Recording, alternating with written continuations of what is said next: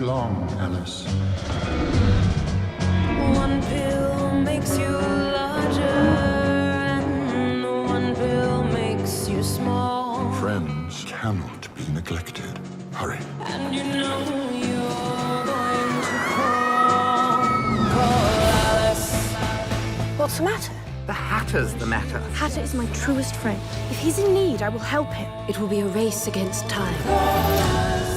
The fullness of one's life is not just in asking what you can receive, but in asking what you can give. Aloha international friends, this is Brendan, and you're about to watch my conscious movie review for Alice Through the Looking Glass. Let's take the psychedelic jump. Here we go. So this is going to be a pretty raw video, and this may even just be a one-shot take, but nonetheless, let's see what comes out of it. So, Alice Through the Looking Glass. Now, of course, the story of Alice in Wonderland is a very fantastical adventure, and it's really more than just about like this fantasy realm, but from my understanding, it's actually also about being able to understand the multidimensional aspect of this reality, and whether you're thinking about the dream space, the meditative space, the psychedelic space, it's essentially all one and the same. I'll try to make this as spoiler-free as possible, but no promises, and if you want to just go see it anyways, yeah, I recommend go seeing it because there's some pretty shifty themes in it. So, here we go. Within this movie, of course, it's a sequel. The basic plot of the story, without even really having to get into it, is basically this concept of her needing to go back in time in order to be able to help the Hatter. So the beginning of the movie starts off with Alice on a ship, and basically from here, it's her father's ship, and she is the captain of it. Now, this is like the opening aspects of the movie that for me stood out as a very potent symbolic message, because this whole movie, from my perception of it, is being able to reflect on the idea of each of us being captains of our own ships, captains of our own bodies, stewards of our own minds. And what does this actually mean? You know, this means, again, reflecting and awakening to our bigger shift in consciousness, expanding our awareness about ourselves and, potentially, our nature as multidimensional beings.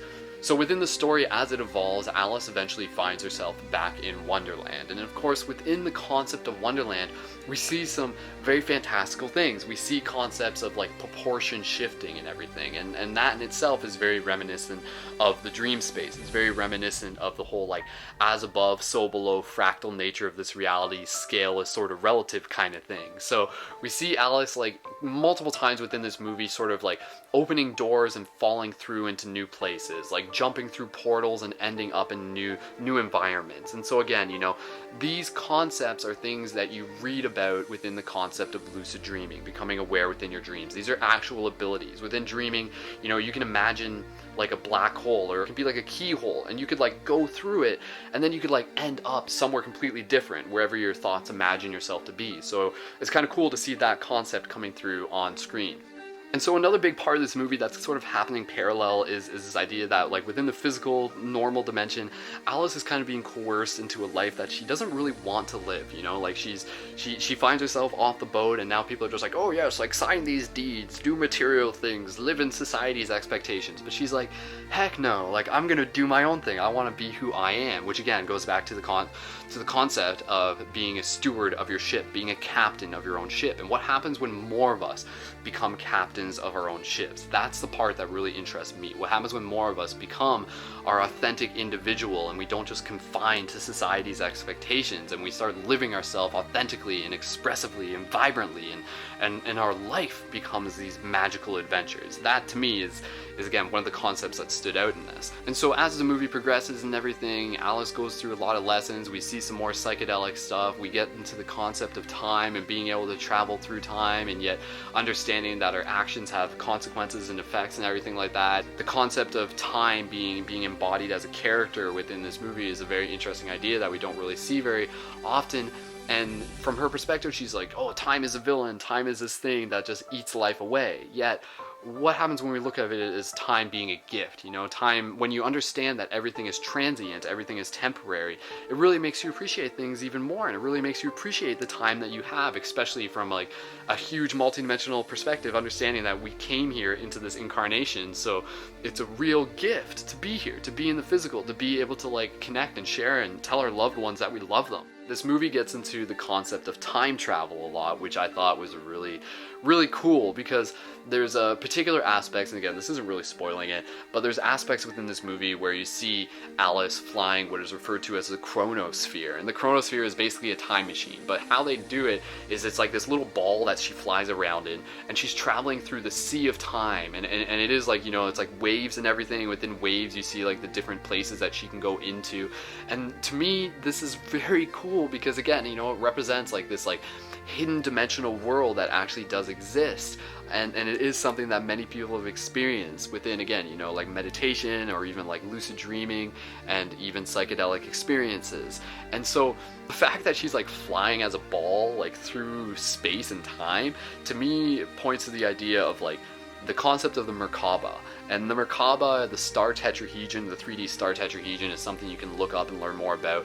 But it's basically this concept of like an energy field, a part of an energy field that is around all of us, yet it in itself is like ancient divine technology that allows us to travel through dimensions. And sometimes, side note, when you see UFOs, they're not just physical, they're actually like higher conscious entities with their activated Merkaba floating around. So basically we see Alice flying around in a Merkaba for like a good chunk of this movie, which, again, you know, yeah, it's just a time machine, it's just a movie, it's no big deal. But again, are these movies sort of, through the magic of the silver screen and the Hollywood wand, like reflecting back to us these subtle ideas, so that when we do awaken to the concept of the Merkaba or have our own experience traveling through dimensions, we'll be like, oh my god, that was like just like that movie. Like, what are the odds, right? Well, maybe that's exactly the point. These movies are intentionally sort of like showing us this, whether it's consciously or unconsciously, these messages are coming through. And of course, another key concept within this movie that we see echoed over from the first one is the idea of believing in the impossible, and understanding that, you know, if you can think it, you can create it. And that in itself goes hand in hand with the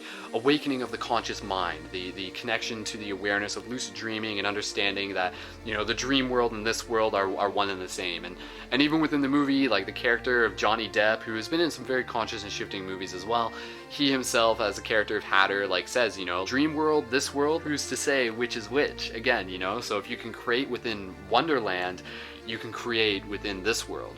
And even the concept of Wonderland is a very fantastical thing. You know, it opens up to this idea that something I've been really thinking about a lot lately is the concept of like the fairy world, and the idea of different dimensions where like things may not be as fully dense as this, yet are still people, they still live lives, yet magic is something that's like rich and more on the surface, and you can see it.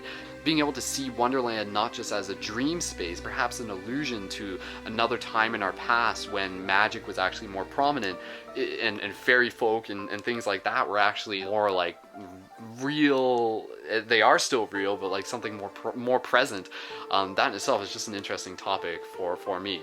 Now, of course, even the idea of going through mirrors in this movie is something that just like fascinates me. Like mirrors trip me out, man.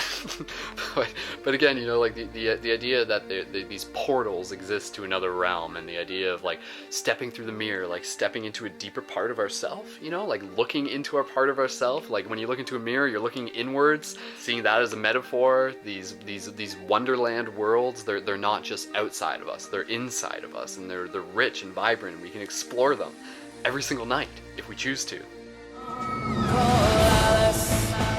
What's the matter?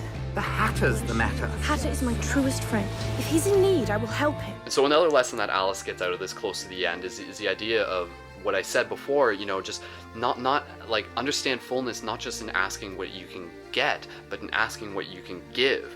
And that in itself is a very important lesson within this bigger picture, you know, just opening up to altruism, opening up to benevolence, opening up to just like gratitude and compassion for others. So I mean, that is a huge part where like within this life, I feel a lot of people get led astray. They're just like seeking fulfillment. They're just like, oh, I need to like, what can I get? What can I get? What can I get? Ask what you can give. And through there, you will be able to like see what doors open up, and you'll be able to find that fullness within yourself. And so I think, again, you know, Alice sort of sees that within her own way, in the same way that we are Alice, and we can see that within our own path and our own journey through Wonderland. honoring the present moment and being appreciative of it was one of the things that Alice got out of that. And I think by the end of this movie, for those who watch it, there are some like key potent themes that are dropped within this, even just through single lines of dialogue, that I encourage you to go watch for yourself and see if you can pick them up. Believing in the impossible and manifesting with your mind, these are all like very important themes for all of us to become aware of as we awaken into our own potential, as we learn how to captain our own ship, as this ship right here, and this ship right here. So yeah, obviously a lot of people are going to talk about like how this movie like wasn't really too good and everything like that, but again, you know, that's the internet these days, and I encourage you to think for yourself and go enjoy it and see what you think. So if you've seen this movie, and even if you haven't seen this movie or whatever, please feel free to leave your comments and thoughts below. Continue the conversation and let me know. And of course, subscribe to this channel for more consciousness shifting movie reviews and all sorts of other shifty stuff. And yeah, this is just a portal to something much, much bigger. So going down the rabbit hole, that's what this movie is about awakening up to the idea that reality might not be as cut and dry as it appears to be. So thanks for watching, guys. I love you, and believe in the impossible. Peace. One love. Go back in time. But how? The chronosphere. I'm sorry, the chrono what? The chronosphere, the source that powers the grand clock of all time. Legend has it also lets one travel across the ocean of time.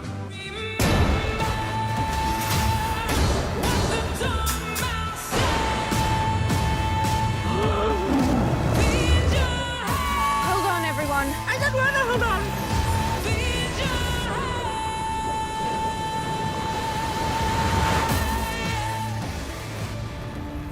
Hey, thanks again for watching this video. Of course, if you're new to it and you're just like stumbled upon it, and you're just like, who the hell is this guy? What the hell did I just watch? What's going on right now?